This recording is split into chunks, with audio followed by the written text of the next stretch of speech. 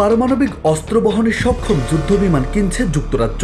যুক্তরাজ্য 12টি F-35A যুদ্ধবিমান কিনতে যাচ্ছে বলে বার্তা দিয়েছে দেশটির সরকার, যেগুলো কৌশলগত পারমাণবিক অস্ত্র বহনে সক্ষম। তথ্য বলছে, এই লকহিড মার্কিন নির্মিত বিমানগুলো কিনলে 1998 সালের পর প্রথমবারের মতো যুক্তরাজ্যের বিমান বাহিনী পারমাণবিক অস্ত্র বহন ও ব্যবহার করার সক্ষমতা অর্জন করবে। ইসরায়েল ইরানের টানা 12 দিন পাল্টাপাল্টি ক্ষেপণাস্ত্র হামলায় দুই দেশে বহু ক্ষয়ক্ষতির শিকার হয়েছে। বহু স্থাপনা ধ্বংস হয়েছে, হতাহত হয়েছে বহু মানুষ।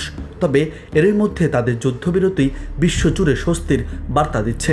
ঠিক এমন একটি মুহূর্তে পারমাণবিক অস্ত্র বহনে সক্ষম যুদ্ধবিমান কেনা কিসের ইঙ্গিত তা নিয়ে আলোচনা উঠেছে।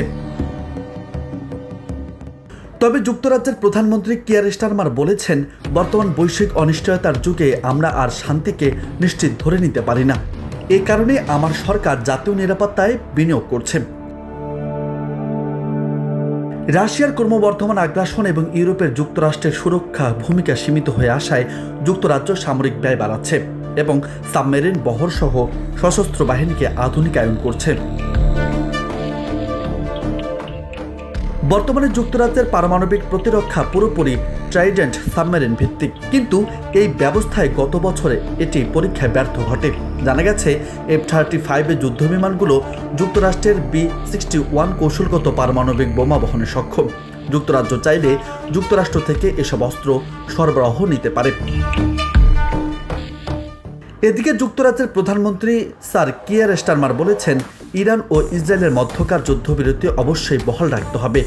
সামাজিক যোগাযোগ মাধ্যম এক্সে তিনি লিখেছেন, মধ্যপ্রাচ্যে বহুল আকাঙ্ক্ষিত স্থিতিশীলতা নিশ্চিত করার জন্য এটি একটি সুযোগ। ইরানকে কখনোই পরমাণু অস্ত্র তৈরির সুযোগ দেওয়া হবে না এবং তাদের আলোচনার টেবিলে ফিরতে হবে এবং দীর্ঘস্থায়ী সমঝোতার দিকে এগিয়ে যাওয়ার জন্য কাজ করতে হবে।